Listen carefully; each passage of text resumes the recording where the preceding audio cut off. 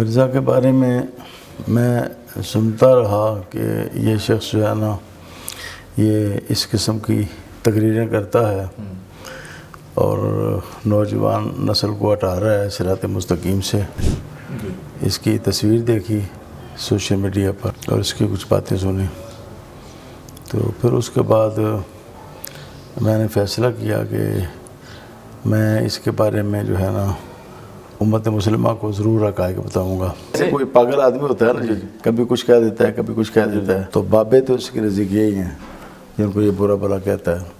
یہ کسی عام بغیچہ کسی کو تو نہیں بابا کہتا۔ آپ اس کا پرسوں کا انٹرویو جو ہے اس کی تقریر ہے وہ سنیں جو کل شائع ہوئی ہے۔ اس میں بھی اس نے حضرت غوث اعظم کو، داتا گنج بخش کو، خواجہ اجمیر کو بابے کہا ہے۔ دیکھیں کہتا ہے کتابوں کا خدا اور ہے، بابوں کا خدا اور ہے۔ جب ہمارے بابوں کا خدا اور ہے تو مشرک ہوئے نا، تو جب ہم ان کو بابے مانتے ہیں، بزرگ مانتے ہیں، تو ہم بھی مشرک ہوئے، کافر ہوئے۔ یہ بھی سب کو کافر کہہ رہا ہے، بابوں کو بھی، بابوں کو ماننے والوں کو بھی۔ مرزا صوفیہ اسلام پر تو حملہ آور رہتے ہی ہے۔ اس سے یہ اندازہ ہوتا ہے کہ اس کے پیچھے جو ہے نا کوئی اسلام دشمن قوتیں ہیں۔ سب سے پہلے تو داتا صاحب پر حملہ آور ہوا اور کشف المحجوب پر حملہ آور ہوا، تو کبھی کسی نے حضور نبی کریم کو تو برا نہیں کہا۔ اس شخص کو یہ نہیں چاہیے تھا کہ داتا صاحب کو برا بھلا کہتا، یا شیخ ابو یزید بستامی کو برا بھلا کہتا، یا خواجہ خواجگان خواجہ معین الدین چشتی اجمیری جنہوں نے 90 لاکھ سے زیادہ لوگوں کو مسلمان کیا، جن کی اولادوں سے آج ہم مسلمان ہیں، ان کو برا بھلا کہتا۔ بھی انجینئر صاحب کی ایک ویڈیو دیکھ رہا تھا، انہوں نے کوئی آپ پہ ویڈیو بنائی ہے اور اس میں بار بار ایک لفظ جو سننے میں مل رہا تھا کہ چشتی رسول اللہ۔ میں اس پر نا بالکل طویل کلام نہیں کرنا چاہتا۔ چشتی رسول اللہ والی روایتوں کو بھی ہم بالکل نہیں مانتے۔ آپ نے ہم نے جو ویڈیو دیکھا وہ آپ یہ ایک فتویٰ تھا، ایک رائے تھی، یہ کیا تھا؟ تو جو مفتی ہوتا ہے نا وہ اس کا جو کلام ہوتا ہے نا وہ زیادہ تر وہ فتویٰ ہی ہوتا ہے۔ جب وہ شرعی احکام بیان کرتا ہے تو زیادہ تر وہ فتویٰ ہی ہوتا ہے، چاہے وہ لکھ کر نہ دے، وہ زبانی بیان کرے۔ اس نے پہلے تو کہا کہ اللہ جو ہے نا مومل جملہ ہے۔ یہ کہتا ہے جی قطع و برید کرتے ہیں، قطع و برید جو ہے ہم کہتے ہیں کہ ساری بات پڑھ کے سنا لو۔ پھر یہ حضور نبی کریم پر حملہ آور ہوتا ہے کہ وہ ثابت کرے کہ یہود نے کل کا شکرہ کہا ہو۔ جو بات ہے نا وہ ہو رہی ہے کل کا شکرہ پر۔ اس نے حضرت ابراہیم علیہ السلام کو بھی اسی تقریر میں کل کا شکرہ کہا ہے۔ حضور نبی کریم جو سید المرسلین ہیں اور آپ خاتم النبیین ہیں اور اللہ تعالیٰ کے سب سے بڑے محبوب ہیں اور خیر البلی ہیں اور قیامت کے روز شافع مشفع ہیں، ان کو کہنا کل کا شکرہ، اور یہودیوں نے کہا نہیں ہے۔ یہ بھی کہتے ہیں یہودیوں کی وکالت کرتے ہیں۔ یہ یہودیوں کی ہم وکالت نہیں کر رہے، ہم اس آدمی کے بارے میں ثابت کر رہے ہیں کہ یہ اس کا اپنا گند ہے۔ حضور نبی کریم کی بے ادبی تو کہتے ہیں جی کہ مجنون کرے تو وہ بھی واجب القتل ہے۔ سمجھدار آدمی ہے، ذہین ہے، یہ ہمارے رسالے پڑھتا رہا ہے۔ اس نے کہا جی کہ پیر افضل قادری کا جو رسالہ اہل سنت نکلتا تھا، میں سینکڑوں کی تعداد میں اس کو تقسیم کرتا رہا ہوں، بڑا تحقیقی تھا۔ السلام علیکم ناظرین، میں ہوں آپ کا میزبان علی حمزہ اور آپ دیکھ رہے ہیں نیو ڈیجیٹل۔ ناظرین، آج آپ کی ملاقات بڑی خاص شخصیت سے کروانے والے ہیں۔ آج ہمارے ساتھ موجود ہوں گے پیر محمد افضل قادری صاحب۔ آج کل بہت زیادہ خبروں کی زینت بنے ہوئے ہیں۔ آپ نے سوشل میڈیا پر کچھ خبریں بہت زیادہ گردش کرتے ہوئے دیکھی ہوں گی کہ پیر محمد افضل قادری صاحب نے انجینئر محمد علی مرزا صاحب پہ فتویٰ لگا دیا اور اس کے بعد ان پہ ایف آئی آرز بھی کٹی ہیں، اور جس کی ترغیب جو ہے پیر صاحب کی طرف سے دی گئی تھی۔ کیا معاملہ ہے؟ انجینئر صاحب کا کچھ عرصہ پہلے ہم نے انٹرویو کیا، اس کے بعد جب یہ معاملہ بنا تو ہمیں یہ لگا کہ ہمیں جو ہے پیر صاحب سے بھی جا کے بات کرنا چاہیے، موقف لینا چاہیے کہ کیا معاملہ ہے، ایسی کیا بات ہوگی کہ بات اس حد تک پہنچ گئی۔ پیر صاحب سے بات چیت کرتے ہیں۔ السلام علیکم۔ وعلیکم السلام ورحمۃ اللہ وبرکاتہ۔ پیر صاحب کیسے ہیں آپ؟ الحمدللہ، اللہ کا شکر ہے۔ پیر صاحب سب سے پہلے مجھے بتائیں کہ سوالات کیے جا سکتے ہیں، کوئی معاملات تو نہیں ہے؟ دوسرا، میں انٹرویو کے آغاز میں اپنی آڈینس اور پیر صاحب کے گوش گزار کرنا چاہوں گا کہ پیر صاحب جو میرا ناقص علم ہے وہ آپ کے علم کے آگے بہت چھوٹا ہے اور اس کی کوئی وقت نہیں ہے۔ اگر میں اپنے کم علمی اور کم عقلی کی وجہ سے کوئی ایسا سوال کر لوں تو آپ نے میری رہنمائی فرمانی ہے، اور میں یہاں پہ سیکھنے اور طالب علم کی حیثیت سے بیٹھا ہوں۔ تو انٹرویو کا باقاعدہ آغاز کرتے ہیں۔ اچھا پیر صاحب، سب سے پہلے مجھے یہ بتائیں کہ وہ جو ہم نے ویڈیو وائرل دیکھی وہ فتویٰ ہے، رائے ہے، وہ کیا ہے؟ بسم اللہ الرحمن الرحیم۔ الصلاۃ والسلام علیک یا سید المرسلین وعلی آلک و اصحابک یا خاتم النبیین۔ پہلے تو میں آپ کا علی حمزہ آپ کا ٹیم کا شکریہ ادا کرتا ہوں کہ آپ رمضان شریف میں لاہور سے یہاں تشریف لائے۔ اللہ تعالیٰ آپ کو جزائے خیر عطا کرے۔ مرزا کے بارے میں سنتا رہا کہ یہ شخص جو ہے نا یہ اس قسم کی تقریریں کرتا ہے اور نوجوان نسل کو ہٹا رہا ہے صراط مستقیم سے۔ تو میں نے یہی سوچا کہ علماء بہت ہیں، اس کی روک تھام کریں گے۔ تو میں نے تقریباً آج سے نا کوئی 12-13 دن پہلے اس کی تصویر دیکھی سوشل میڈیا پر اور اس کی کچھ باتیں سنی۔ تو پھر اس کے بعد میں نے فیصلہ کیا کہ میں اس کے بارے میں جو ہے نا امت مسلمہ کو ضرور حقائق بتاؤں گا، تاکہ امت مسلمہ کے جو معتقدات ہیں، عقائد ہیں اور ان کے جو خیالات ہیں ان کے اندر کوئی خرابی پیدا نہ ہو۔ یہ میرا فرض بنتا تھا۔ تو مرزا صوفیہ اسلام پر تو حملہ آور رہتے ہی ہے، اس سے یہ اندازہ ہوتا ہے کہ اس کے پیچھے جو ہے نا کوئی اسلام دشمن قوتیں ہیں، کیونکہ اسلام تو صوفیہ کے ذریعے پھیلا ہے۔ حضرت دادا گنج بخش علی جویری رحمۃ اللہ تعالیٰ علیہ، آپ نے اور آپ کے خلفاء نے اور فیض یافتگان نے بے شمار لوگوں کو مسلمان کیا ہے، خانقاہیں قائم کی، مسجدیں قائم کی، مدرسے قائم کیے۔ آپ غزنی کے ایک تاجر خاندان سے تعلق رکھتے تھے، تو پیر و مرشد کے حکم سے شیخ ابوالفضل ختلی رحمۃ اللہ تعالیٰ علیہ، جنہوں نے 60 سال کا چلہ کٹا ملک شام کے اندر، تو ان کے حکم سے یہاں لاہور میں آئے، جھونپڑی بنائی، دریا کے کنارے پر بیٹھے، ان کی کرامتیں ظاہر ہوئیں اور لنگر جاری کیا۔ مسلمان بھی کھاتے، غیر مسلم بھی کھاتے، غیر مسلم جو ہے ان کو پھر تبلیغ کرتے، پھر وہ اسلام قبول کرتے، پھر جانوروں کو بھی اپنا لنگر بھیجتے، مچھلیوں کو کے لیے اور کبوں کے لیے، چڑیوں کے لیے، دیگر جانوروں کے لیے۔ دریا کے کنارے پر وہ لنگر جو ہے نا باقاعدہ جانوروں کو بھی بچایا جاتا۔ تو وہ لنگر آج بھی جاری ہے آپ کا، صدیاں گزر جانے کے باوجود لنگر ابھی تک آپ کا جاری ہے۔ لاہور میں کوئی شخص بھی جائے تو اسے ٹھہرنا پڑ جائے تو پیسے نہ ہوں ہوٹل میں ٹھہرنے کے لیے، تو داتا صاحب ٹھہر جائے، لنگر بھی ملتا ہے، 24 گھنٹے جاری رہتا ہے، لوگ آ کے تقسیم کرتے ہیں اور ادھر عبادت بھی بندہ کر سکتا ہے۔ سب سے پہلے تو داتا صاحب پر حملہ آور ہوا اور کشف المحجوب پر حملہ آور ہوا، حالانکہ ضرورت نہیں تھی حملہ آور ہونے کی۔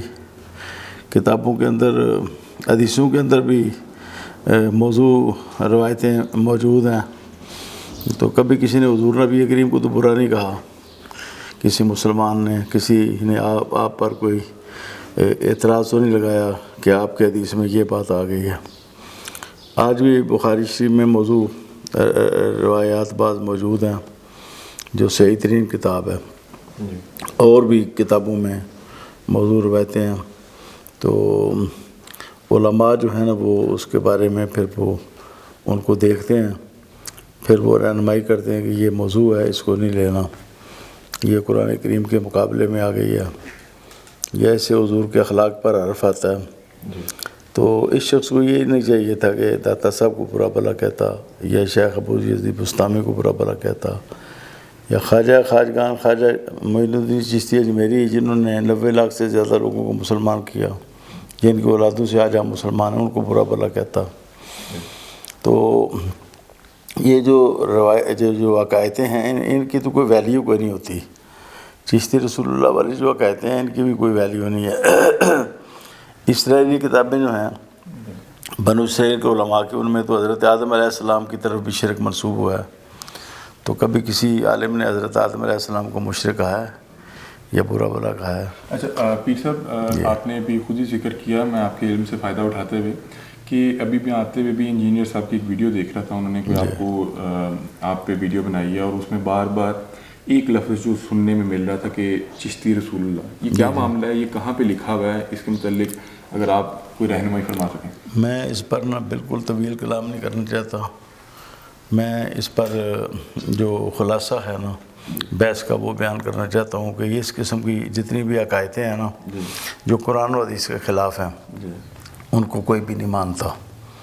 قرآن و حدیث کے خلاف کوئی بات بھی آ جائے، حتیٰ کہ جو تفسیر کی کتابوں میں لکھی ہوئی ہیں باتیں وہ بھی، جیسے میں نے بتایا کہ حضرت آدم علیہ السلام کی طرف بھی شرک منسوب ہوا ہے کہ انہوں نے شرک کیا، اپنے بیٹے کا نام انہوں نے عبدالحارث رکھا، حارث شیطان کا نام ہے، تو ہم ان روایتوں کو نہیں مانتے۔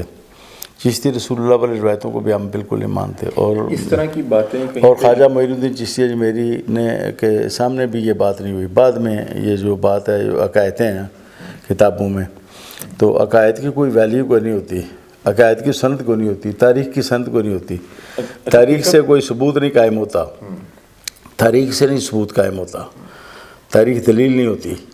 تو یہ چیزیں دلیل نہیں ہیں، اور ایک بزرگ ہیں ان کو پوری دنیا بزرگ مانتی ہے، پوری دنیا، اور چشتیہ جو ہے یہ دنیا کے اندر ایک بڑا سلسلہ ہے، اور ہمارے تو پاکستان میں تو یہ بہت بڑا سلسلہ ہے، بڑے بڑے اکابر صوفیہ ہوئے ہیں، خواجہ فرید الدین عطار، اپنا شکر گنج رحمۃ اللہ تعالیٰ علیہ، اور دیگر بے شمار بزرگان دین پیدا ہوئے ہیں۔ یہ گولہ شریف بھی یہ چشتیہ کی گدی ہے، سیال شریف بھی، توسہ شریف بھی۔ تو یہ کتنی غلط بات ہے کہ ایک بات نہ تو خواجہ صاحب نے اس کی توثیق کی، نہ ان کے زمانے میں ہوئی، بعد میں کوئی عقائد ہے تو یہ لے کر خواجہ صاحب کو بھی برا بھلا کہتا ہے، دیگر اولیاء کو بھی یہ برا بھلا کہتا ہے، حالانکہ ان سب باتوں کے اس کو جواب دے دیے گئے ہیں۔ باقی اس وقت میں جو ہے ضروری توجہ اس بات پر آپ مبذول کریں کہ اس کو ہم نے مرتد کیوں قرار دیا۔ جی، میں آپ سے سوال کا آغاز یہیں سے کیا تھا کہ جو آپ نے ہم نے جو ویڈیو دیکھا وہ آپ ایک فتویٰ تھا، ایک رائے تھی، یہ کیا تھا؟ مطلب کہ ایک رائے ہوتی ہے، ایک انسان اپنی ایک رائے رکھتا ہے، ایک فتویٰ ہوتا ہے کہ میں اسلامی تعلیمات کے مطابق بتا رہا ہوں کہ اس شخص دیکھیں، میں مفتی اعظم سید ابوالبرکات شاہ صاحب رحمۃ اللہ تعالیٰ علیہ کا شاگرد ہوں، حکیم الامت مفتی احمد یار خان رحمۃ اللہ تعالیٰ علیہ کا شاگرد ہوں۔ 1967 میں نے فتویٰ سیکھا تھا، کتنے سال گزر گئے ہیں، نصف صدی سے زیادہ عرصہ گزر چکا ہے۔ تو جو مفتی ہوتا ہے نا وہ اس کا جو کلام ہوتا ہے نا وہ زیادہ تر وہ فتویٰ ہی ہوتا ہے۔ جب وہ شرعی احکام بیان کرتا ہے تو زیادہ تر وہ فتویٰ ہی ہوتا ہے، چاہے وہ لکھ کر نہ دے، وہ زبانی بیان کرے۔ تو اس شخص نے جو کیا، میں اس پر تھوڑا سا تبصرہ کرتا ہوں مختصراً۔ اس نے پہلے تو کہا کہ اللہ جو ہے نا مومل جملہ ہے۔ پہلے تو اس کی آپ جہالت دیکھیں، اللہ مومل نہیں، جملہ نہیں ہے، جملہ ہوتا ہے کم از کم 2 لفظ اس میں ہوں تو، اور وہ خبر یا انشاء طلب کا فائدہ دے اس کو جملہ کہتے ہیں۔ اللہ جو ہے نا یہ مفرد لفظ ہے اور ذات واجب الوجود پر دلالت کرتا ہے۔ اس کا نام ہے جس ہستی نے ساری کائنات پیدا کی، جو رب العالمین ہستی۔ مومل کسے کہتے ہیں؟ جیسے کہا جائے جی پانی شانی آئے، پانی شانی پی لیں، پانی تو اس کی حقیقت ہے، شانی کی حقیقت کوئی نہیں۔ جس کی حقیقت کوئی نہ اس کو مومل کہا جاتا ہے۔ اس نے اللہ تعالیٰ کی بے ادبی کی، ذات واجب الوجود کو اس نے مومل قرار دیا، اور پھر کہا اس کی کوئی اہمیت نہیں۔ اب یہ کہتا ہے جی قطع و برید کرتے ہیں، قطع و برید جو ہے ہم کہتے ہیں کہ ساری بات پڑھ کے سنا لو، ارد گرد کی پڑھ کے سنا لو، قطع و برید تو کوئی نہیں ہے، یہ بالکل واضح صریح جملہ ہے، صریح کفر ہے۔ پھر یہ حضور نبی کریم پر حملہ آور ہوتا ہے، اور میں نے کل اس کا تھوڑا سا سنا ہے، وہ کہہ رہا تھا کہ یہ جو یہود کی باتیں ہیں ان میں سے میں نے کوئی خلاصہ نکال کے کل کا شکرہ کہا۔ جی۔ اچھا، یہ آپ فرمائیں کہ یہود کے بارے میں ہمارا چیلنج ہے کہ وہ ثابت کرے کہ یہود نے کل کا شکرہ کہا ہو۔ کل کا کیا مطلب؟ جیسے کوئی کہے جی آپ تو کل کے سیافی ہیں علی حمزہ صاحب، تو توہین ہے کہ نہیں ہے؟ میں تو جلدی پوچھتی سیافی ہوں اور آپ کل کے ہیں، اس میں توہین ہے کہ نہیں؟ تنقیص ہے کہ نہیں؟ اچھا پھر ہم نے یہ سوال کیا، اچھا جی، تو انہوں نے آگے سے ہمیں کچھ منطق اور دلیلیں دی۔ انہوں نے کہا کہ اگر میں کچھ کسی منافقین کی طرف سے ان کی کہی گئی بات بتا رہا ہوں. تو میں نے کہا کہ لوگ آپ سے یہی کہتے ہیں کہ یہ لفظ کہاں لکھا ہوا ہے. جی. تو انہوں نے آگے سے ہمیں جو دلیل دی وہ یہ تھی کہ کئی عربی کے ایسے الفاظ ہیں جو اردو میں موجود نہیں ہیں, اور کئی بار آپ تمام باتوں کو جب اکٹھا کر کے بیان کرتے ہیں اردو لغت میں, تو میں نے اس میں وہ بیان کیا تھا, اور انہوں نے کہا کہ یہ جو لفظ ہے اس میں کوئی قباحت اور کراہت بھی نہیں. علی حمزہ صاحب, جی جی, کوئی واقعہ وقع ہے تو اس کو بے ادبی کے انداز میں بیان کرنا, اس سے بھی بے ادبی ثابت ہوتی ہے. حضور نبی کریم کی بے ادبی تو کہتے ہیں جی کہ مجنون کرے تو وہ بھی واجب القتل ہے. جو جنون کی حالت میں ہے اس پر احکام شرع لاگو نہیں ہوتے, لیکن مجنون جو ہے وہ حضور کی بے ادبی کرے, آپ کو گالی دے, وہ بھی واجب القتل ہے. یہ ہمارے علماء کے فتوے موجود ہیں. اس نے تو ہوش واش برا, یہ سمجھدار آدمی ہے, ذہین ہے, یہ ہمارے رسالے پڑھتا رہا ہے. اس نے کہا جی کہ پیر افضل قادری کا جو رسالہ اہل سنت نکلتا تھا, میں سینکڑوں کی تعداد میں اس کو تقسیم کرتا رہا ہوں, بڑا تحقیقی تھا. یہ سن 2000 کے لگ بھگ کی بات ہے. ہمارے یہ رسالے پڑھتا رہا ہے. تو پھر یہ اور بھی کئی علماء کے ساتھ یہ اس کا تعلق رکھا ہے. ایک دم سب کے خلاف ہو گیا, حتیٰ کہ دوسرے فرقوں کے علماء کے بھی خلاف ہو گیا, اور سب کوئی یہ بے دین تو مشرک کہہ رہا ہے. پھر کہتا ہے میں سب کے پیچھے نماز پڑھتا ہوں, اور ہمارے بزرگان دین کو یہ مشرک کہتا ہے. دیکھیں, کہتا ہے کتابوں کا خدا اور ہے, بابوں کا خدا اور ہے. جب ہمارے بابوں کا خدا ہو رہا ہے تو مشرک ہوئے نا.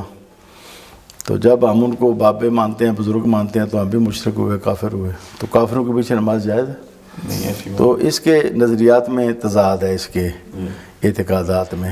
جیسے کوئی پاگل آدمی ہوتا ہے نا, کبھی کچھ کہہ دیتا ہے, کبھی کچھ کہہ دیتا ہے, تو اس کے خیالات میں شدید احتجاج پایا جاتا ہے. اچھا, میں اس پہ آپ کو یہ اپنا تجزیہ بتانا چاہ رہا ہوں کہ میں نے جب مجھ سے یہ پوچھا کہ اس کا کیا مطلب ہے کہ کتابوں کا خدا ہو رہا ہے اور بابوں کا خدا ہو رہا ہے, تو ان کا جو مجھے سمجھ آیا, واللہ عالم وہ اپنی بہتر پوزیشن کلیئر کر سکتے ہیں, انہوں نے کہا کہ کچھ چیزیں ہمارے ہاں جو ہے علم جو ہے اس طرح ہر شخص تک نہیں پہنچ سکا, تو کچھ لوگوں نے من گھڑت باتیں بھی اپنے, آپ کسی بھی علاقے یا گاؤں میں جائیں گے تو کسی نے کچھ نہ کچھ ایسے بنایا ہوگا, اور ہم نے دیکھا یہاں پہ آج کل اس طرح کے بھی معاملات ہو جاتے ہیں. تو انہوں نے کہا کہ یہ ان کی بات کر رہی ہے کہ اکثر کچھ لوگ کہتے ہیں کہ فلاں بندہ پرواز کر سکتا ہے, یا اس طرح. آپ اس کا پرسوں کا انٹرویو جو ہے اس کی تقریر ہے وہ سنیں, جو کل شائع ہوئی ہے. جی جی, اس میں بھی اس نے حضرت غوث اعظم کو, داتا گنج بخش کو, خواجہ اجمیر کو بابے کہا ہے. جی جی, تو خواجہ اجمیر کے بارے میں تو اس نے دھمکیاں دی ہیں کہ میں ان کے ماننے والوں کو ایسا کر دوں گا, ایسا کر دوں گا. تو بابے تو اس کے نزدیک یہی ہیں جن کو یہ برا بھلا کہتا ہے. یہ کسی عام بغیچہ سے کو تو نہیں بابا کہتا, یہ اسلام کے جو عظیم ممتاز صوفیاء ہیں ان کو یہ بابا کہتا ہے. آپ وہ بتا رہے تھے ان کو خدا ہو رہا ہے. جی جی, یہ دیکھیں, جیسے میں کہوں کہ میں تو اللہ کو مانتا ہوں, اس کی بات کرتا ہوں. علی حمزہ آپ کا خدا کوئی اور ہے, اللہ آپ کا خدا نہیں ہے. تو یہ آپ پر میں نے شرک کا میں نے الزام لگایا کہ نہیں لگایا, کفر کا. جی, خدا تو سب کا ایک ہے نا, اللہ سب کا ایک ہے. یہ بھی سب کو کافر کہہ رہا ہے, بابوں کو بھی, بابوں کو ماننے والوں کو بھی. بہرحال اس وقت جو بات ہے نا وہ ہو رہی ہے کل کا چھوکرا پر. اس نے حضرت ابراہیم علیہ السلام کو بھی اسی تقریب میں کل کا چھوکرا کہا ہے. جب وہ ابراہیم علیہ السلام نے ان کو بت توڑ دیے نا, تو آپ وہاں سے واپس تشریف لے آئے, کولاڑا بڑے بت کے ساتھ لٹکا دیا اس کے گردن کے ساتھ. تو لوگوں نے کہا کہ یہ ایک نوجوان کا کام ہے. سمینا فتن, فتح کا لفظ ہے, کہتے ہیں لا فتح الا علی, فتح نوجوان تو علی ہے, جوان تو علی ہے. اس نے وہاں بھی کل کا چھوکرا ترجمہ کیا ہے. اس نے خود, اس نے وہاں پر یہود کی طرف نہیں منسوخ کیا. یہ کہتا ہے کہ لوگوں نے کہا جی کہ کل کا چھوکرا ایک ابراہیم علیہ السلام کے لیے بھی اس نے کل کا چھوکرے کا لفظ استعمال کیا.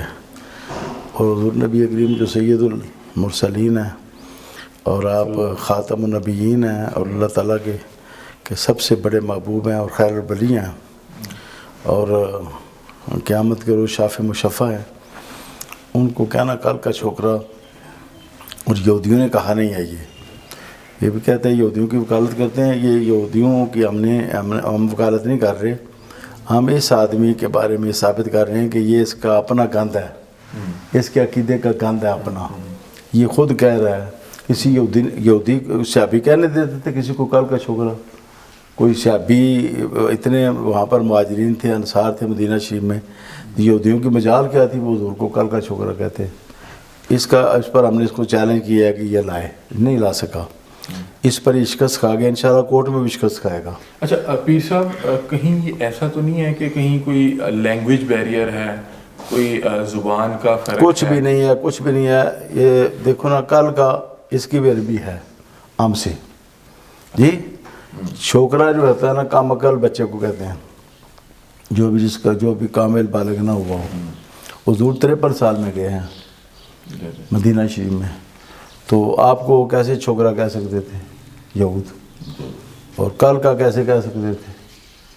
یہ تو ممکن ہی نہیں ہے یہود کہیں، اور ثابت بھی نہیں ہے. اس کو چیلنج بھی کیا ہے، اس پر شکست کھا گیا، مکمل طور پر ناکام ہو گیا ہے کل کا چھوکرا ثابت کرنے پر. اور کورٹ میں انشاءاللہ تعالی کورٹ بھی اس پر انشاءاللہ ایکشن لے گی، کیونکہ اس پر امید ہے کہ جلدی 295C بھی لگ جائے گا. اور جب 295C لگے گا تو اس کو سمجھ آ جائے گی، اس کو انشاءاللہ دن کو تارے نظر آئیں گے. اب بھی یہ گھبرایا ہوا ہے، بہت زیادہ بھاگتا ہے. کبھی جو اسلام کے جو مصلحین ہیں وہ بھی چھپتے ہیں، ہاں جی، وہ بھی کبھی ادھر چھپتے ہیں، کبھی ادھر چھپتے ہیں، کبھی ادھر چھپتے ہیں. رات ادھر گزارتا ہے، دن ادھر گزارتا ہے، ہاں جی. تو جو اکبر لوگ ہوتے ہیں وہ چھپتے ہیں، ہاں جی، چوہے کی طرح چھپ رہا ہے. اچھا پیر صاحب، مجھے بتائیں کہ یہ انہوں نے بیان کافی کوئی سال 1.5 سال پہلے کا بیان ہے، لیکن فتویٰ آپ نے یہ 3-4 دیکھیں میں نے آپ کو بتایا کہ 12-13 دن سے پہلے میں نے اس کی تصویر نہیں دیکھی تھی. آپ اس سے پہلے نہیں جانتے تھے؟ میں جانتا تھا اس کو، لیکن مجھے اس کے بارے میں کوئی پتہ، میں اس کو اہمیت نہیں دیتا تھا. اچھا. میں کہتا تھا علماء اس کو خود جواب دے لیں گے، میں تو اب بوڑھا ہوں، بیمار ہوں. تو جب میں نے دیکھا کہ حد سے بڑھ گیا اور میں نے خود دیکھ لیا اس کو، سن بھی لیا، تو پھر میں نے یہ فیصلہ کیا کہ مجھ پر یہ فرض ہو گیا ہے کہ میں اس کے بارے میں کہوں. پھر اس نے ایک اور ہے اس کا کلپ، کہتا ہے جی کہ توحید بیان ہو جائے، کسی عالم کا حوالہ دیتا ہے، پھر اس کو شاباش بھی دیتا ہے، اس نے بہت اچھا کہا. جب بہت اچھا کہا تو گویا یہ اس کا اپنا ہو گیا، اس نے اس کی تائید کر دی، اس کا حصہ بن گیا. کہتا ہے جب توحید بیان ہو جائے تو پھر پیغمبر، فرشتہ اور بزرگ کوئی شے نہیں، پیغمبر بھی کوئی شے نہیں. توحید کے بعد الگ ہے، توحید کے بعد ہی تو پیغمبری ثابت ہوتی ہے. توحید ہی تو پیغمبر کی شان بتاتی ہے. عقیدہ توحید تو نبی کا منصب واضح کرتا ہے، فرشتے کا بھی، اولیاء اللہ کا بھی. تو اتنے قرآن پاک میں بیان کیا نا، اللہ تعالیٰ نے بیان کیا نا. جی جی. تو توحید جو ہے عقیدہ، وہ تو اللہ تعالیٰ کی طرف منسوب ہے نا جی. جی جی. تو اللہ تعالیٰ ہی تو یہ شان عطا کرتا ہے. تو کہتا ہے کوئی شے نہیں. اچھا کہنا نبی کوئی شے ہی نہیں، فرشتہ کوئی شے ہی نہیں، بزرگ کوئی شے ہی نہیں. یہ جب کوئی شے نہیں تو پھر نبی بھی نہیں ہے. جب نبی نہیں ہے تو پھر اس سے کفر لازم آیا. فرشتہ نہیں ہے، اس سے کفر لازم آیا. جتنے بھی بزرگ ہیں، ایک آدھ کا انکار کیا جائے، پیر افضل قادری بزرگ نہیں ہے، اس سے کچھ نہیں ہوتا. سب بزرگان دین کی نفی کی جائے تو یہ قرآن پاک کی نفی ہے. اچھا پیر صاحب یہ بتائیں کہ یہ کام مطلب کہ آپ کو کرنا پڑا، آپ کو یہ فتویٰ دینا پڑا. پاکستان میں بہت سے مفتی حضرات موجود ہیں. آپ کو کیا لگتا ہے کہ اس کلپ کو اتنا عرصہ بھی ہو گیا اور ابھی تک کسی اور مفتی نے کیوں ہمت نہیں کی؟ کیونکہ یہ اصل میں نا علماء کو ڈراتا ہے. اس کے پاس کچھ گنڈے بھی ہیں اور یہ غنڈہ گردی بھی کرتا ہے. اس لیے علماء اسے اپنی عزت بچاتے ہیں. جو شخص اس پر کوئی مسئلہ کھڑا کرے، وہ کوئی مشری بیان کرے تو اس کے پیچھے لگ جاتا ہے، پھر اس کو بڑی گالیاں دیتا ہے. مرزا قادیان کی طرح، جیسے مرزا قادیان گالیاں دیتا تھا نا، تو سیدنا پیر میری شاہ صاحب تو کھڑے ہو گئے، حضرت پیر جماعت علی شاہ صاحب تو کھڑے ہو گئے. تو بہت سے علماء جو ہیں نا وہ ڈرتے تھے کہ یہ تو عزت ہی اتار دیتا ہے مرزا قادیان. یہ اس سے بھی زیادہ گالیاں دیتا ہے، اس سے بھی زیادہ یہ جو ہے نا انسلٹ کرتا ہے علماء کی. جیسے میں آج ان کا ایک کلپ سن رہا تھا، اس میں جو آپ نے بات کی تو انہوں نے ایک منطق رکھی. انہوں نے کہا کہ مرزا قادیان سے مجھے ملاتے ہیں، لیکن وہ شخص ایک دوسرے کو کافر کہتا تھا اور یہ لوگ بھی ایک دوسرے کو کافر کہتے ہیں، جبکہ میں تو تمام لوگوں کو مسلمان سمجھتا ہوں. نہیں مسلمان نہیں سمجھتا. دیکھو بابوں کا خدا اور ہے، جب آپ نے تو واضح کیا جب بابوں کا خدا اور ہے تو خدا جس کا اور ہونا اللہ کے سوا وہ مشرک ہوتا ہے، وہ کافر ہوتا ہے. یہ کافر کہہ رہا ہے، ہمارے بزرگوں کو یہ کافر کہہ رہا ہے، ہمیں یہ کافر کہہ رہا ہے. میرے بارے میں کہتا ہے کہ ابھی تو یہ بابوں کے پیچھے لگا ہوا ہے، کل مرنے کے بعد یہ بھی بابا بن جائے گا. تو پھر بابوں کا خدا اور ہے تو ہم سب تو کافر ہوئے نا. تو کافر کو نہ چندہ دینا جائز ہے، نہ اس کے پیچھے نماز پڑھنی جائز ہے. جی جو کافر کے پیچھے نماز پڑھے وہ خود کافر ہو جاتا ہے. یہ بھی فتویٰ ہے. جس کافر کو جانتا ہو کہ یہ کافر ہے، پھر کہیں پیچھے سے امام صاحب، وہ امام کیسے، وہ تو کافر ہے. بالکل. تو اس کو امام کہنے والا خود کافر ہو جاتا ہے. تو یہ کہتا ہے جی میں ان کے پیچھے نمازیں پڑھتا ہوں، سارے فرقوں کے پیچھے نمازیں پڑھتا ہوں. اور قادیانیوں کو تو یہ کہتا ہے، یہ مجھے کافر کہتے ہیں. مجھے کافر نہ کہیں تو ہم بھی ان کو نہیں کہیں گے. مطلب ہے قادیانیت اس کو کافر کہنے کا نام ہے. اچھا. ختم نبوت کا انکار کا نام نہیں ہے قادیانیت. نہ جہاد کا انکار، نہ یہود و نصارہ سے موالات اور دوستی اور ان کی اطاعت کو فرض جاننے کا نام قادیانیت ہے. قادیانیت اس کو کافر قرار دینے کا نام ہے. نہ قرار دیں تو کچھ بھی نہیں ہے. یہ بھی کلمۃ الکفر اس نے کہا. اس کا بھی آگا پیچھا بتایا. کہتا ہے جی کتو برید کرتے ہیں، اس کا آگا پیچھا ہمیں بتائے. جہاں ہم نے کہا وہ کتو برید کیا وہ ثابت کرے کہاں کتو برید کی ہے. کس جگہ پر، کس فکرے میں ہم نے کتو برید کیا. اس کے آگے پیچھے والا پڑھ کے سنا دیں. وہ کہتے ہیں کہ انہوں نے پھر آیات کا حوالہ دیا کہ اگر آپ سے جتنی آیات، انہوں نے کہا کہ اگر آپ کہتے ہیں کہ قرآن میں ہی لکھا ہے کہ نماز کے قریب مت جاؤ، لیکن آپ کو پھر اس کے بعد وہ تو جو شخص کہے گا نماز کے قریب نہ جاؤ، آگے وہاں تو سکارا نہیں پڑے گا، وہ کتو برید کرے گا. تو اس نے تو کتو برید کوئی نہیں کیا. کتو برید ہم نے کیا. اگر اس میں اس کے کلام ہے تو ہمیں دکھائے کہاں کتو برید کیا ہے. وہ کہتے ہیں کہ ایک ایک گھنٹے کی سپیچ ہے، بیچ میں سے چند سیکنڈ کا کلپ نکال لیتے ہیں اور یہ ایک گھنٹے کی سپیچ اپنی سپیچ ہی نشر کر دی. کہیں جی کہ اصل میں تو یہ تھا، تو یہ اس نے کتو برید کر لیا. ثابت کرے اس کو. اس کی ذمہ داری ہے ثابت کرنا.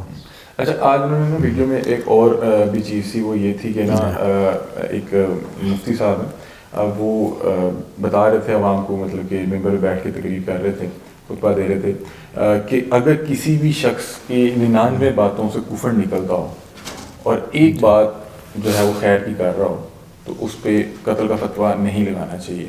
تو وہ ہے کنایہ الفاظ میں. جی جی. کنایہ الفاظ وہ ہوتے ہیں جن کی مراد واضح نہیں ہوتی، تو وہاں پر فتویٰ لگانا جائز نہیں ہوتا. اگر کوئی بھی تعویل نکل آئے اس کی صحیح کنایہ الفاظ میں، تو پھر وہ فتویٰ لگانا درست نہیں ہوتا. یہ سری الفاظ ہیں، سری میں نہیں ہوتا. تو اس کی 100 تعویلیں کوئی کرے تو ایک جو ہے نا اسے اس کا ایمان ثابت ہوتا ہے، باقی سے نہیں، تو اس پر فتویٰ کفر نہیں لگ سکتا. سری الفاظ میں نہیں ہے.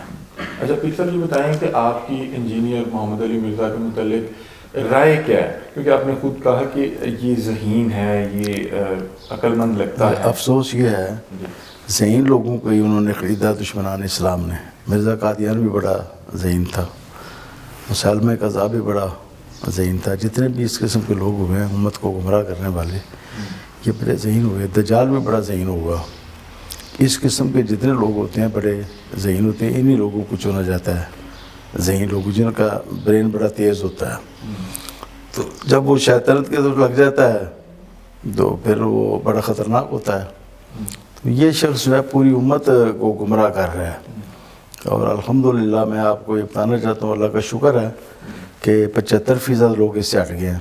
ہمارے 10-12 دن کی کوشش میں پوری دنیا سے میں رپورٹیں آ رہی ہیں.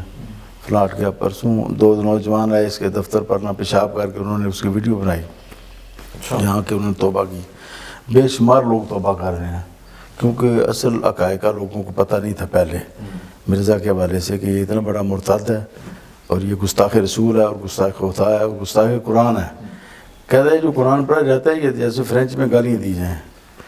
کیا یہ تشبیہ دینا فرینچ کی گالیوں کے ساتھ قرآن کو، یہ اللہ کے کلام کی توہین نہیں ہے؟ اور اللہ کے کلام کی توہین کفر نہیں ہے؟ اس سے کفر نہیں لازم آتا.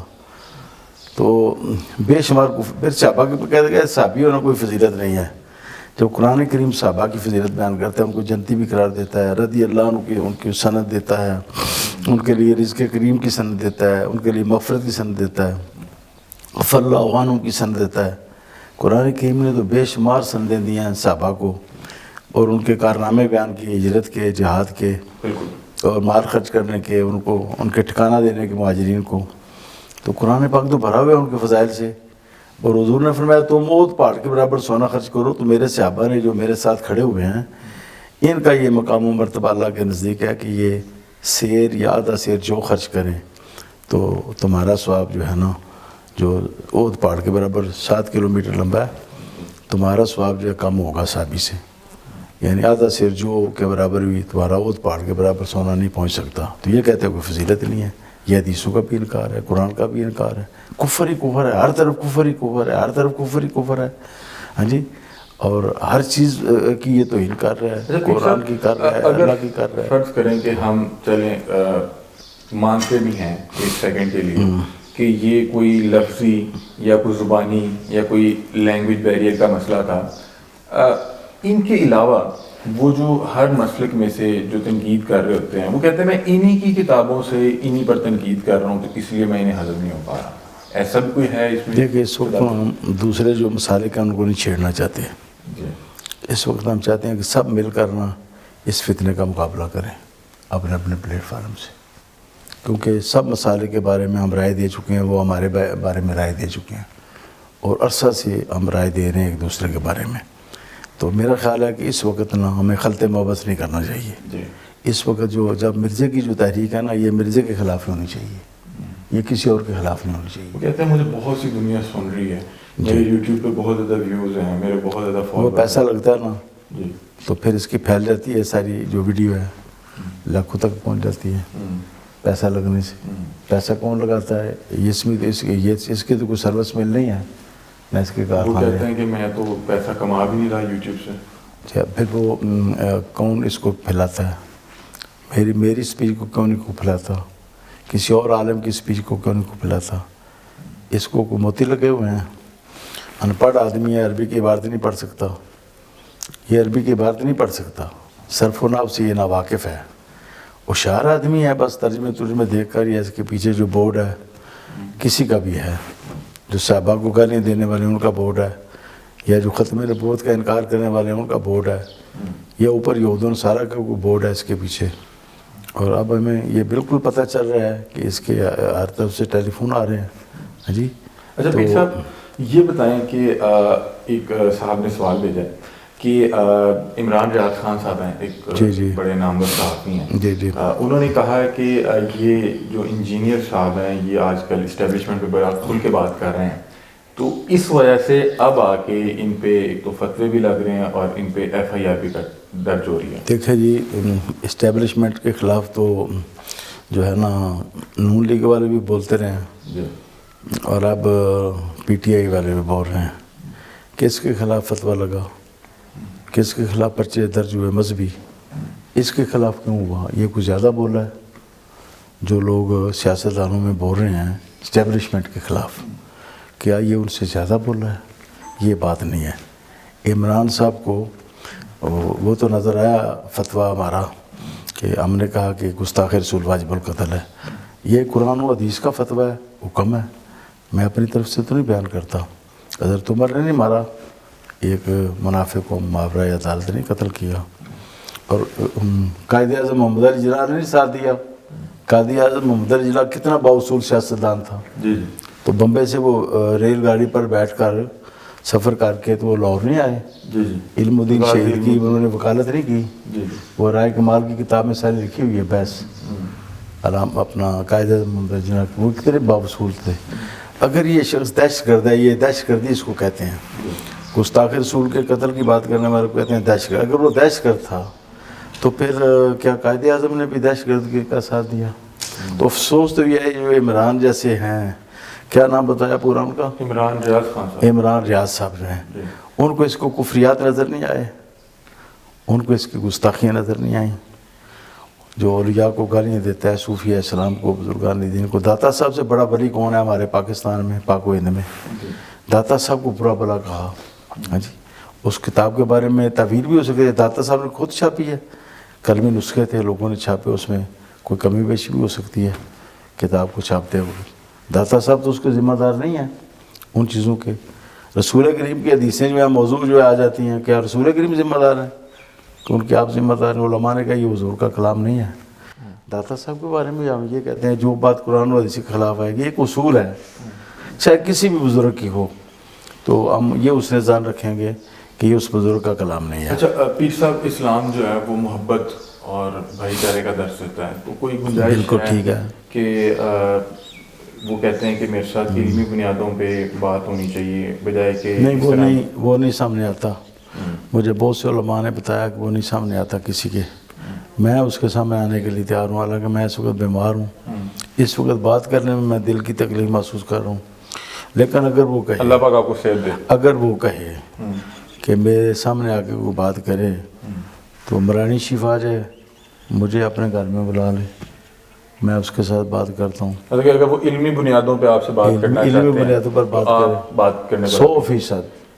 لیکن وہ ظاہری بات ہے وہ اپنے آپ میں اپنے طور پہ اس خوف میں بھی ہوں گے کہ کہیں مجھے بلا کے کیونکہ ان پہ کچھ حملے بھی ہوئے ہیں ان کی ہم اس کی گارنٹی دیں گے جی. اگر ہم اس کو بلائیں گے نا برانیہ شریف جیلم سے لانے اور وہاں واپس پہنچانے تک ہم ذمہ دار ہوں گے. لکھ دیں گے ہم ذمہ دار. اور آپ ان کی جتنی بھی علمی اور جتنی بھی بالکل کرتے ہیں آپ ان کے میں ان سے بات کروں گا. بالکل مطلب کہ بات چیت سے حل نکل بہت جونیئر ہے ہمارے ہاتھوں میں پلا ہے پیدا ہوا ہے. ہم اس کو پورا سمجھانے کی کوشش کریں گے اتمام حجت کرنے کی کوشش کریں گے انشاءاللہ تعالی. جب ایک شخص پہ فتویٰ لگ چکا ہو جی تب اس کو سمجھایا جا سکتا ہے. جی ہاں یہ سمجھایا جا سکتا ہے کہ وہ باز آ جائے یہ تو سمجھایا جا سکتا ہے. تو اس حد تک تو جائز ہے سمجھانے میں کوئی حرج نہیں ہے. مطلب کہ ابھی بھی تو اس لیے کہ لوگ یہ کہتے ہیں سمجھتے ہیں کہ اس کو سمجھانے کسی نے کوشش نہیں کی. لوگوں کا ذہن صاف کرنے کے لیے ہم یہ فرض بھی ادا کرنے کے لیے تیار ہیں کہ اس کو سمجھائیں. باقی فیصلہ تو اس کا قانون نے کرنا ہے نا جی. اس قانون میں کوئی گنجائش نہیں اس کے لیے معافی کی. اگر 295 میں قانون میں کوئی گنجائش نہیں ہے اور اگر شریعت کا قانون ہو تو اس میں بالکل ہی گنجائش نہیں ہے. اچھا اگر وہ جیسے آپ نے کہا کہ میں اس کو جو اس کی رہنمائی کرنے کو تیار ہوں میں انجینئر صاحب سے وہ رہنمائی سے مراد یہ ہے کہ لوگوں کی رہنمائی ہو جائے کہ یہ لوگ بھاگے نہیں ہیں اس سے. ان لوگوں نے اس کا مردانہ وار مقابلہ کیا ہے اس کو فیس کیا ہے اس کی باتوں کا جواب دیا ہے. اس کی باتوں کا جواب دینے کا معنی یہ ہے کہ لوگ جو ہے نا وہ اس کے پیچھے چلنے سے باز آ جائیں اور گمراہ نہ ہوں اور جہنم کہیں نہ. لیکن وہ فتویٰ وہیں پہ فتویٰ جو ہے نا گستاخ رسول کا وہ تو موجود ہے. وہ فیصلہ کورٹ نے کرنا ہے میں نے نہیں کرنا. نہیں اگر آپ کہہ رہے ہیں کہ یہ کل کا ہمارا بچہ ہے اور اس کو اس طرح سے رہنمائی نہیں ملی اگر وہ آپ کے پاس آتے ہیں وہ اپنے سامنے آ کے بیٹھنے سے یہ ہوگا فائدہ کہ جن لوگوں کو گمراہ کیا ہے اس نے یا گمراہ ہو رہے ہیں لوگ اس سے ان تک صرف پیغام ان لوگوں کو رہنمائی مل جائے گی. یہ فتویٰ سٹینڈ کرے گا. یہ ہے صحیح. وہ بہرحال یہ کہتے ہیں کہ میرے سامنے یہ لوگ خود نہیں بیٹھنا چاہتے. بالکل غلط کہتا ہے. بالکل ہمارے رسالے پڑھتا رہا اس نے کل تقریباً اعتراف کیا کہ مراری چیز سے میں رسالہ منگواتا رہتا ہوں یا لاتا رہا ہوں. اس قسم کے لفظ ہیں سینکڑوں کی تعداد میں اور میں تقسیم کرتا تھا. تحقیقی رسالہ ہمارے رسالے کو اس نے تحقیقی مانا ہے. ہماری تحقیق کو مانتا ہے آج سے یعنی 23 سال پہلے کی بات ہے. ہمارے رسالے کو مانتا ہے. اہل سنت کو آواز اہل سنت کو ان رسالوں کو مانتا ہے. اہل سنت کا اس نے ذکر کیا باقاعدہ. اچھا پیر صاحب یہ بتائیے گا کہ کچھ لوگ یہ بات کر رہے ہیں سوشل میڈیا پر کہ امت پہلے بہت تفریق ہے بہت دوریاں ہیں اور کچھ لوگ کہہ رہے ہیں شاید آپ نے مطلب کہ فتویٰ دیا تو کوئی گردن کی قیمت بھی لگا دی. تو آپ اس پہ رہنمائی فرمائیے کیونکہ آپ نے مجھے بیہائنڈ دا کیمرہ بتایا کہ ہم نے کوئی گردن کی قیمت نہیں لگائی. جو گستاخ رسول ہوتا ہے ایسی ہے جیسے دہشت گرد ہو. اس کی گردن کی قیمت گورنمنٹ لگاتی ہے. اس کو پھر گورنمنٹ پکڑ لے تو گورنمنٹ سزا دیتی ہے. اس کو لوگ بھی مار سکتے ہیں. ڈاکوؤں کو بھی لوگ مار دیتے ہیں. تو گستاخ رسول کے بارے میں 2 آپشن ہیں.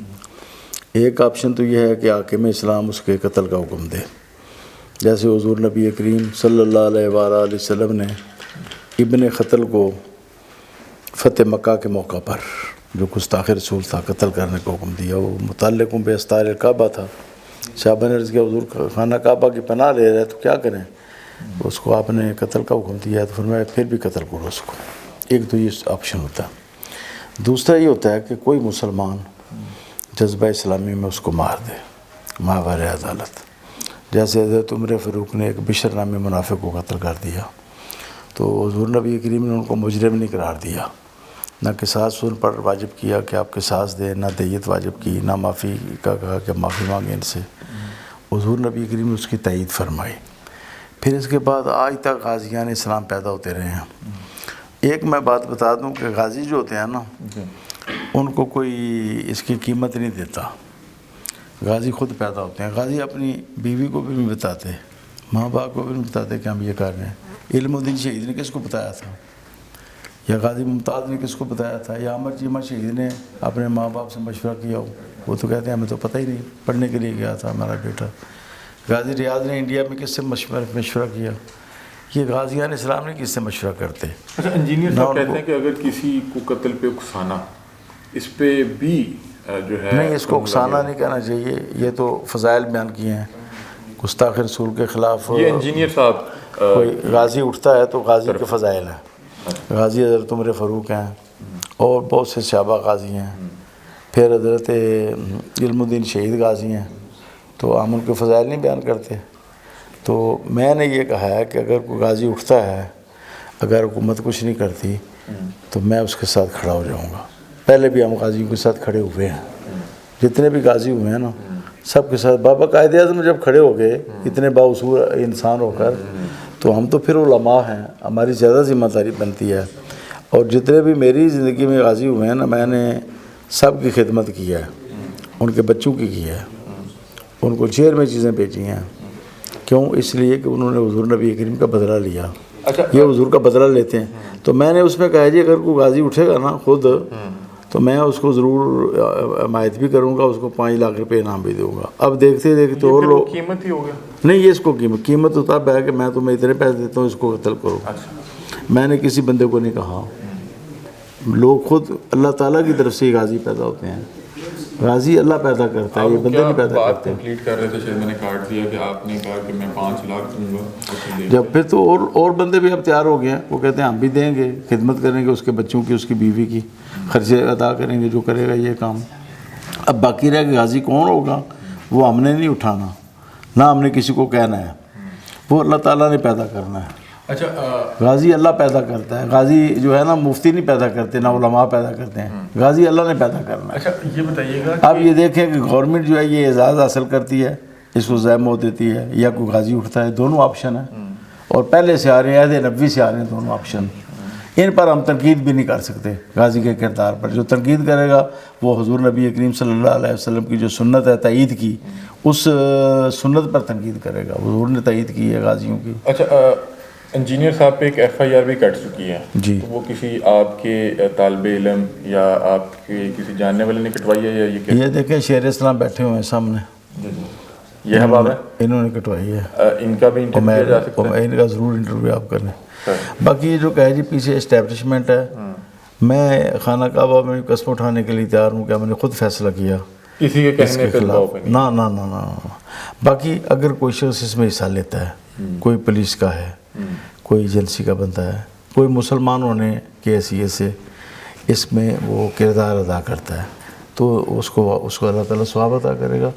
ہم نے کسی کے کہنے پر نہیں کیا. جی میرے اس وقت 2 بیویاں ہیں.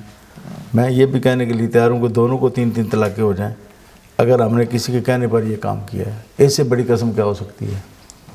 دونوں کو 3 طلاقیں ہو جائیں اگر ہم نے کسی اسٹیبلشمنٹ کے آدمی یا کسی اور آدمی، ہاں جی، یا کوئی کسی اندرونی بیرونی ایجنسی کے کہنے پر یہ کام کیا ہے. نہیں، قطعاً نہیں کیا. باقی اس میں آپ کئی لوگ کہہ رہے ہیں جی ہم بھی اس میں کریں گے، حصہ لیں گے، اور اس میں ہم اپنا جو اثر رسوخ ہے استعمال کریں گے، تو کریں. وہ ہم اس کو منع نہیں کر سکتے. کوئی بھی مسلمان کرنا چاہتے تو کرے، لیکن جب ہم نے کیا اس وقت کوئی ہمارے پیچھے نہیں تھا. اچھا مفتی صاحب، میں اپنے ناقص علم کے لیے آپ سے پوچھ رہا ہوں کہ اگر کبھی کسی پہ اس طرح کا فتویٰ لگ جائے تو اس میں کوئی ہے مطلب کہ اس کی واپسی کا، یا جب ایک بار فتویٰ لگ جائے تو وہ حرف آخر ہے؟ واجب القتل یہ جو ہے نا گستاخ رسول، اس کی جو معافی ہے نا وہ بھی قبول نہیں ہوتی. ہمارے قانون میں بھی نہیں ہوتی. اچھا، ہمارے قانون میں بھی نہیں ہے. ایک آدمی چوری کر لے نا جی، تو ثابت ہو جائے چور ہے تو اس کی معافی جو ہے معتبر نہیں ہوتی، مانی نہیں جاتی اس کی معافی. مطلب کہ ایک بار فتویٰ لگ جائے قتل میں مانی جاتی ہے معافی، چوری ڈکیتی میں نہیں مانی جاتی، دہشت گردی میں بھی نہیں مانی جاتی. اس نے بندے مارے ہیں، دھماکہ کیا ہے، یہ دہشت گردی سے بڑا جرم ہے جو کر رہا ہے. یہ لوگوں کو جہنمی بنا رہا ہے، ہمارے بچوں کو تباہ و برباد کر رہا ہے. اس لیے اب ہم عید کے بعد انشاءاللہ تعالیٰ بڑا کنونشن کریں گے، علماء مشائخ کا، اور سب لوگوں کو اس تحریک میں شامل کریں گے انشاءاللہ، اور سب ہمارے ساتھ رابطے میں بھی ہیں.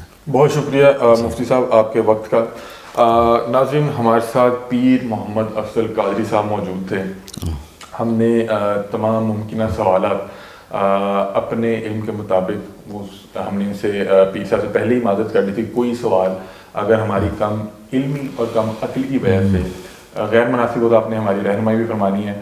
مفتی صاحب ہم پیر صاحب سے جو ہے اس پروگرام کے بعد بھی اس میں رہنمائی لے لیں گے کہ اگر کوئی ہم نے ایسی بات کی ہوئی تو ہم اس کو کٹ بھی کر دیں گے، کیونکہ میرا علم پیر صاحب کے علم کے برابر نہیں ہو سکتا. ہم نے تمام وہ سوالات کرنے کی کوشش کی ہے جو ایک عام عوام میں پائے جاتے ہیں، اور میں نے اپنے علم کے لیے بھی، اپنے علم کو بھی بڑھانے کے لیے، سیکھنے کے لیے کچھ سوالات کیے، اور مفتی صاحب نے ان تمام کا جو ہے جوابات دیے. اور مفتی صاحب نے یہ کہا ہے کہ یہ جو ہیں انجینئر محمد علی مرزا، اگر یہ آنا چاہیں، بات کرنا چاہیں علمی بنیادوں پہ، علمی پہلوؤں پہ، آپ یہاں بھی آ سکتے ہیں. ہم آپ کو ہر طرح کی سیکیورٹی بھی دیں گے. اگر آپ کہتے ہیں یہ پیر صاحب وہاں پہ آپ کے پاس بھی آ سکتے ہیں. بہرحال پیر صاحب جو ہیں ضعیف ہیں اور جو ہے عارضہ قلب میں بھی مبتلا ہیں، اور میں ان کا بہت شکر گزار ہوں کہ انہوں نے ہمیں ٹائم دیا. پیر صاحب بہت شکریہ آپ کا کہ آپ نے ہمیں رمضان میں اور اس حالت میں آپ تشریف لائیں، آپ نے ٹائم دیا. تو ناظرین، اپنی رائے سے آپ نے بھی کمنٹ سیکشن میں ضرور آگاہ کرنا ہے. تب تک کے لیے اپنے میزبان علی حمزہ کو دیجیے اجازت. اللہ حافظ.